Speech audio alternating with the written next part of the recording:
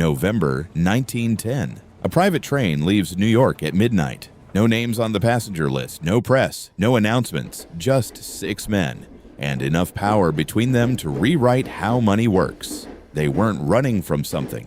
They were building something. Something that still controls the value of every dollar you earn, every price you pay, every time you wonder why things keep getting more expensive. You've never heard of this meeting. That was the point. To understand what they built, you have to understand what was broken.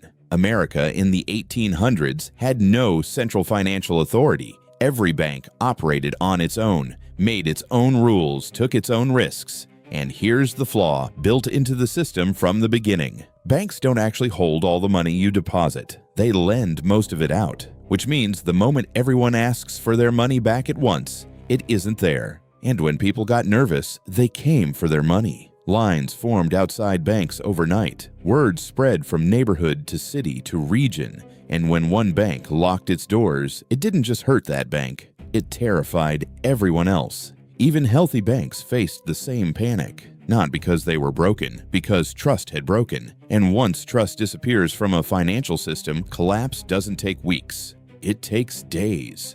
In 1907, it almost took the entire country down. It started with a failed bet on the copper market, a speculative gamble that went wrong. The shock spread fast. Banks couldn't recover the money they had lent. They froze, stopped lending. Businesses couldn't make payroll. Stock prices collapsed. Companies shut down. People stood in lines trying to withdraw money that simply wasn't there. And the government had no way to respond. No tool, no system, no plan, nothing. So one man stepped in.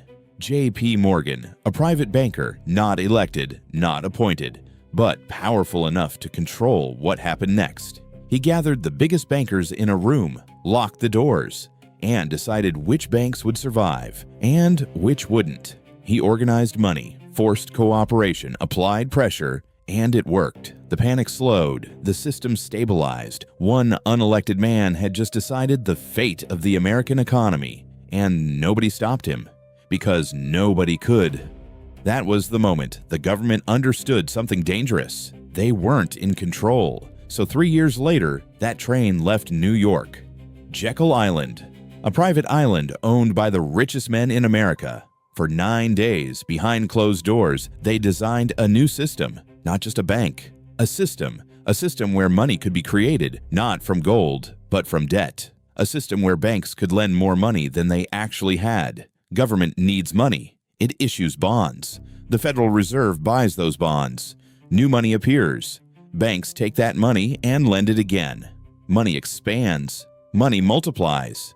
Out of almost nothing. And most people never notice. When they came back, they didn't explain it. They didn't debate it. They passed it. In 1913, the Federal Reserve was created. And from that moment, money changed. It stopped being fixed. It became managed. Now here's where it gets uncomfortable. Some say it stabilized the economy. Others say it gave control to the same people who caused the chaos. Because when money can be created, who decides how much? And who gets it first? Banks lend. Money expands, prices rise, and you don't see the system. You just feel the result. Things getting more expensive, money feeling tighter, even when you earn more. You work more, you earn more, but it never quite feels like enough. Nothing changed in your daily life, just the system underneath it. That secret meeting in 1910 didn't fix the system, it replaced it. Before 1913, one man could control the system. After 1913, the system controls everything. But don't worry, it's called the Federal Reserve. So it sounds official.